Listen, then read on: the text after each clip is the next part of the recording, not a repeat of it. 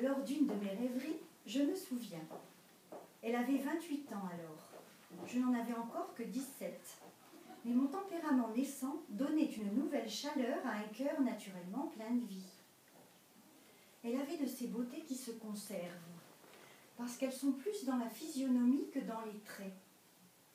Elle avait un air caressant et tendre, un regard très doux, un sourire angélique, une bouche à la mesure de la mienne, des cheveux cendrés d'une beauté peu commune.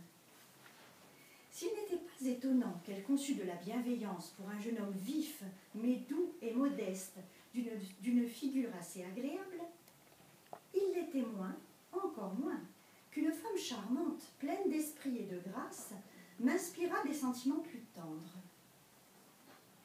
Mais ce qui est moins ordinaire est que ce premier moment décida de moi pour toute ma vie et produisit un enchaînement inévitable.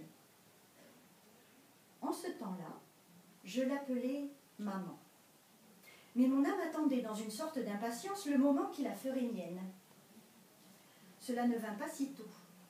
Je vis longtemps prolonger en moi cet état délicieux mais rapide où l'amour et l'innocence habitent le même cœur. 5 ans plus tard, en 1733, avec elle, aux Charmettes, je suis traitée comme un homme par maman. Commence alors le court bonheur de ma vie. Ici viennent les paisibles mais rapides moments qui m'ont donné le droit de dire que j'ai vécu. Si j'avais suffi à son cœur comme elle a suffi au mien, quels paisibles et délicieux jours nous eussions coulés ensemble.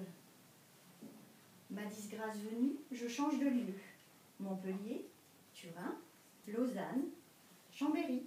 À chaque fois, je change de nom, pensant pouvoir m'en faire un. À 28 ans, je suis un honnête homme maltraité de la fortune.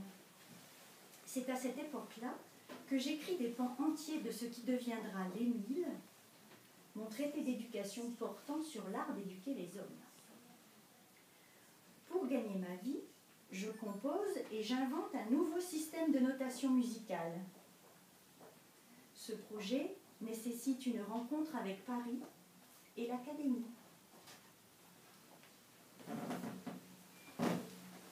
Nous allons rencontrer à nouveau M. Rousseau. Je vous invite à monsieur.